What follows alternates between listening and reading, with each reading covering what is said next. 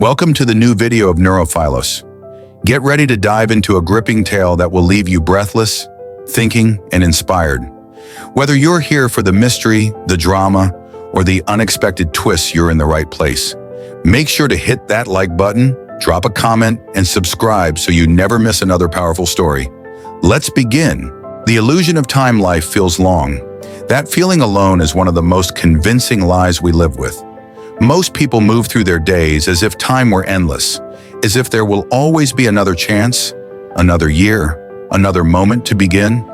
But the reality is brutally simple. The average human life contains roughly 30,000 days. That number is not philosophical, it is mathematical, finite, fixed. If you are 30 years old, more than 11,000 days are already gone. They are not resting somewhere in the background. They are not waiting to be reused. They are erased, never coming back. And yet, despite this certainty, most people behave as though the clock is generous. The most dangerous word in the human vocabulary is someday. Someday I'll start taking care of my health. Someday I'll follow my real passion. Someday I'll spend more time with people I love. Someday sounds harmless, even hopeful. In reality, it is a delay mechanism. It tricks the mind into believing that time is abundant, that urgency is unnecessary, that today does not really matter. Someday allows comfort to win over intention. It turns awareness into procrastination. Time rarely leaves all at once. It disappears quietly. It leaks out through routines, distractions, and small postponements. One ordinary day doesn't feel expensive until thousands of them have passed. That's why regret is almost always delayed. You don't feel it when time is being wasted. You feel it when it's gone. The tragedy of life is not that it is short. The tragedy is that we don't notice it passing. Modern life makes this worse. Days blend together. Mornings look like yesterday's mornings. Workdays repeat themselves. Even entertainment becomes predictable. When life lacks distinction, the mind stops marking time clearly. Weeks vanish. Years collapse into memory blur. This is not a motivation problem. It is a perception problem. We assume time is something we manage, like money or tasks, but time is something we experience. Two people can live the same number of years and feel as though they lived entirely different lengths of life. One feels rich with moments. The other feels like life slipped through their hands. The difference is awareness. When you are not fully present, life feels fast. When you are attentive, life expands. Moments stretch when you are engaged, curious, emotionally awake. They shrink when you operate on autopilot. That is why childhood feels endless. Everything is new. The brain records deeply, but adulthood replaces novelty with habit. When nothing feels new, the brain stops recording details, and time accelerates. This is why waiting for the right time is so dangerous. The right time almost never announces itself. It doesn't knock. It doesn't arrive with certainty. It passes quietly while you are preparing, planning, hesitating. The purpose of recognizing time's limits is not fear, it is clarity. When you truly understand that your days are numbered, priorities sharpen. Trivial things lose their power. Meaningful actions gain weight. You stop asking, "What should I do later?" and start asking, "What deserves my limited days?" Time does not demand perfection. It demands intention. Life isn't asking you to do everything. It's asking you to choose consciously, to stop living as if tomorrow is guaranteed, to stop trading irreplaceable days for convenience and distraction. You don't need more time. You need to treat the time you have as real, because the clock is moving, whether you are awake to it or not. Awareness, focus, and the expansion of life. Time does not move faster as you get older. It feels faster because your mind stops paying attention. This illusion is one of the most misunderstood aspects of human life. People assume that adulthood accelerates time by default, that years simply shrink as responsibilities grow. In truth, the speed of life is not controlled by the clock. It is controlled by awareness. Think back to childhood. A single summer felt endless. A day was packed with discoveries, emotions, and stories. Your brain was fully engaged, constantly recording new experiences. Each moment stood out, so time felt stretched. Adulthood replaces novelty with routine. Same alarm, same route. Same conversations, same screens, same habits. When days look alike, the brain compresses them. It stops storing detail. From the inside, time collapses, weeks vanish, years blur. This phenomenon is known as time blindness, and it quietly steals the feeling of a full life. Your brain measures time by change. When nothing changes, your brain assumes nothing important is happening. It goes into energy-saving mode. Moments pass without being registered. That is why life feels shorter not at the end but along the way. This means something powerful. You cannot slow time, but you can expand how it feels. The solution is not productivity. It is intentional disruption. New experiences force the brain to wake up. They restore detail to memory. They stretch perception. You don't need extreme adventures to do this. Small changes are enough. Taking a different route. Learning a new skill, speaking to someone unfamiliar. Reading outside your comfort zone. Saying yes to experiences you normally avoid. Each new experience becomes a mental landmark. Landmarks create memory density. Memory density creates the feeling of a longer life. Awareness also changes how you judge progress. Most people dramatically overestimate what they can do in a day. They create unrealistic expectations, feel disappointed, and label themselves as lazy or undisciplined. At the same time, they underestimate what they can do in a year. They quit too soon because early results feel small. This mismatch destroys momentum. Real growth is slow at first and invisible while it's happening. But compounded over months and years, it becomes transformative. Awareness teaches patience. It shifts focus from immediate gratification to long-term trajectory. When you become present, you stop measuring life by urgency and start measuring it by direction. Another enemy of awareness is constant stimulation. Notifications, endless scrolling, background noise. These fragment attention. A fragmented mind cannot experience depth. Without depth, moments feel thin. Without depth, life feels rushed. Presence restores thickness to time. Focus is not about doing more. It is about doing fewer things fully. When you give something your complete attention, time expands around it. A focused hour feels richer than an entire distracted day. Awareness also changes how you interpret difficulty. Challenges feel heavier when you rush through them unconsciously. When you slow down mentally, even hard moments become meaningful. Meaning anchors memory. Memory slows time. This is why people often remember difficult years more clearly than easy ones. Struggle forces attention. Comfort encourages autopilot. But awareness does not require suffering. It requires choice. You choose to notice. You choose to interrupt routine. You choose to be where you are. Life expands not when you add more events, but when you add presence to the events already there. Time is not slipping away because it is short. It feels like it is slipping away because you are not fully inside it. The moment you reclaim attention, you reclaim life itself. And once awareness returns, time stops feeling like an enemy and starts feeling like something you can actually live inside. Priorities, relationships, and social capital. Most people believe they are short on time. In reality, they are short on clarity. Days get filled quickly. Meetings, messages, obligations, responsibilities. By the end of the day, exhaustion sets in, but fulfillment rarely does. That's because being busy is not the same as living well. Activity alone does not create meaning. Direction does. A simple question cuts through the noise. At the end of your life, will this matter? This perspective changes everything. The deadlines that feel urgent today often fade into insignificance when viewed from the distance of decades. What remains are relationships, health, experiences, and contributions. Time spent on these areas compounds.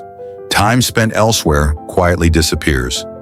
True priority management is not about doing more. It's about eliminating what doesn't matter.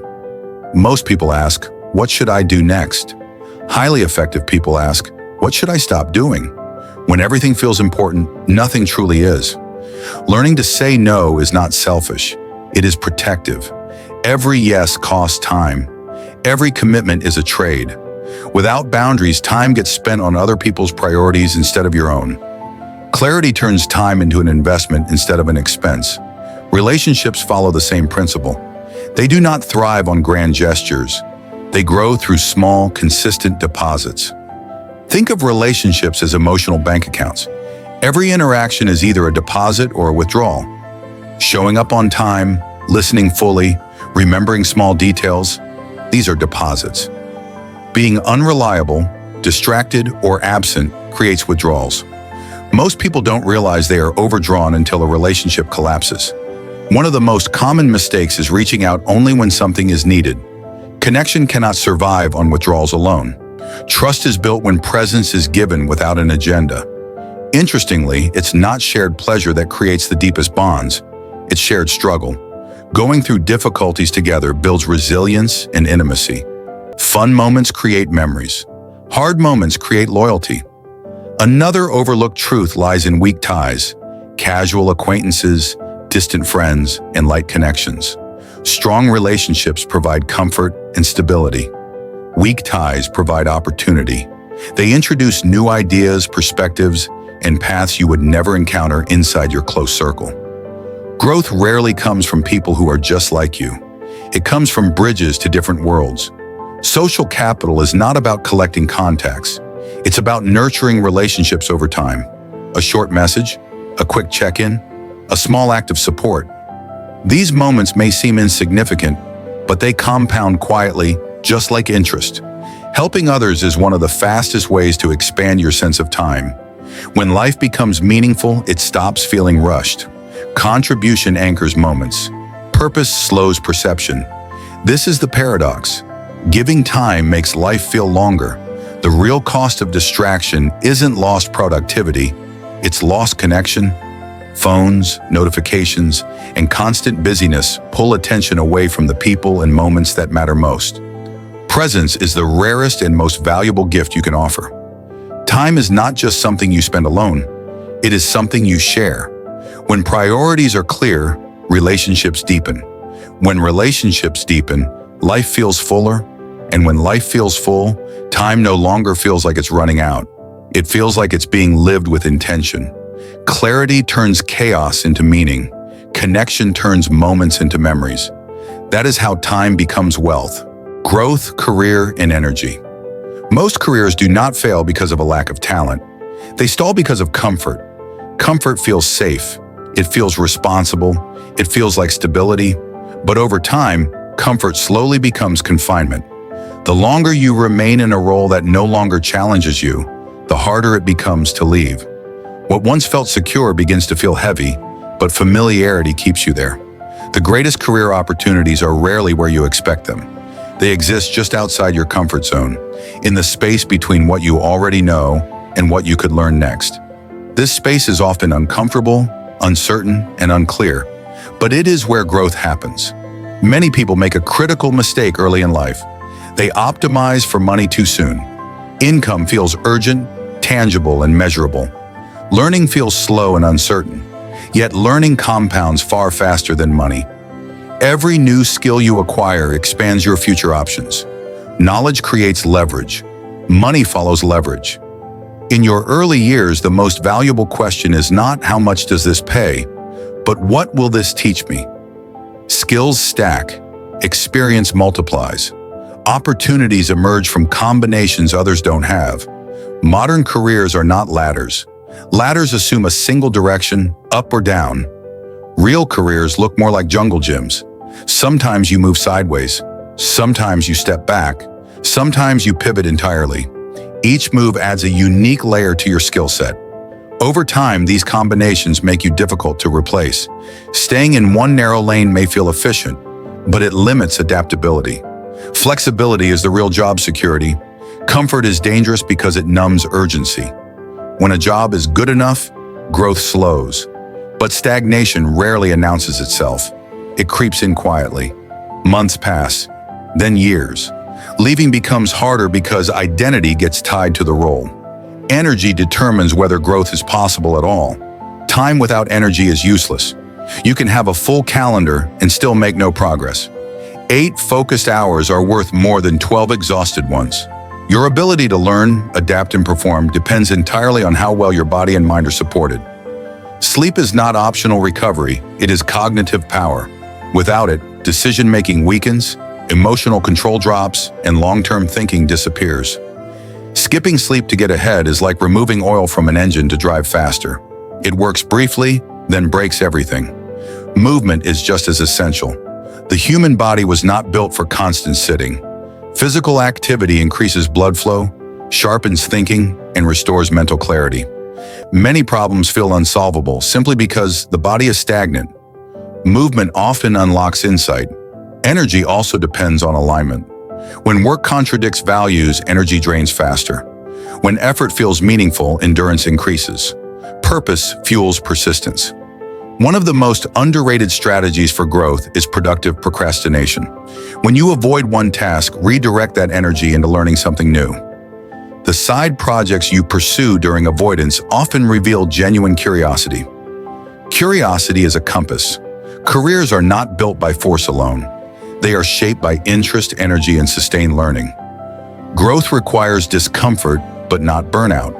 Progress happens when challenge meets recovery, when learning is balanced with rest, when ambition is supported by health.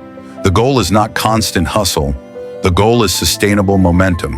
When you protect your energy, expand your skills, and resist the comfort trap, your career stops feeling stuck and starts feeling alive. Growth follows those willing to move before certainty arrives. Emotional mastery, life design, and living fully. Your emotions feel powerful, overwhelming, and permanent. But biologically, they are not.